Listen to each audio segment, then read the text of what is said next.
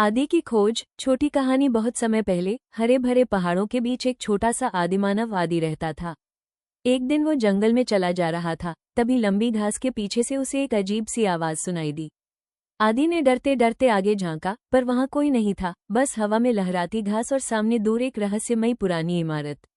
आदि बोला, हम जरूर यहाँ कोई खजाना छिपा है। खुश होकर वो कूदते कूदते उसी तरफ दौड़ पड़ा। उसकी रोमांचक यात्रा शुरू हो चुकी थी और उसे बिल्कुल नहीं पता था कि आगे जंगल में उसे क्या मिलने वाला है। आदि पगडंडी पर आगे बढ़ा तो अचानक पेड़ों के बीच से फड़फड़ाने की आवाज आई। वो डर कर बोला, अरे, कहीं बड़ा जानवर तो नहीं। लेकिन जैसे ही वो पास पहुंचा, उसने देखा सामने एक छोटा सा पक्षी कांटे में फंसा हुआ था। आदि ने तुरंत अपने मजबूत हाथों से कांटा हटाया और पक्षी को आजाद कर दिया। पक्षी ने खुश होकर उसके चारों ओर चक्कर लगाए, जैसे धन्यवाद कह रहा हो। फिर अचानक पक्षी आकाश की ओर उड़ गया और ऊपर से एक चमकता हुआ पंख नीचे गिरा गया। आदि ने पंख उठाया। वो पंख जादुई था। हाथ में लेते ही वो हल्का हल्का चमकने लगा। आदि बोला, वाह, इसका मतलब मैं सही रास्ते पर हूँ।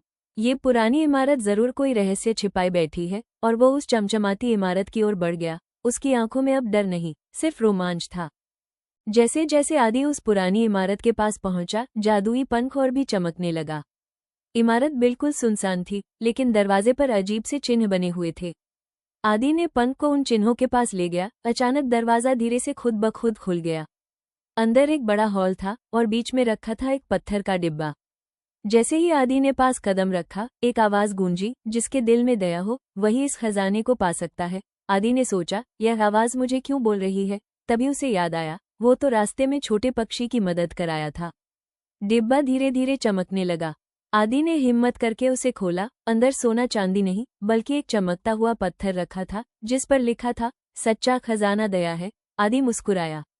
उसे समझ आ गया कि ऐसा पंख और ऐसा पत्थर किसी को भी नहीं मिलता, सिर्फ उन्हीं को मिलता है जो दूसरों की मदद करते हैं। जैसे ही आदि ने पत्थर उठाया, इमारत चमकी और धीरे धीरे हवा में गायब हो गई, जैसे कभी थी ही नहीं। आदि ने पंख और पत्थर को अपने बैग में रखा और खुशी खुशी घर लौट गया।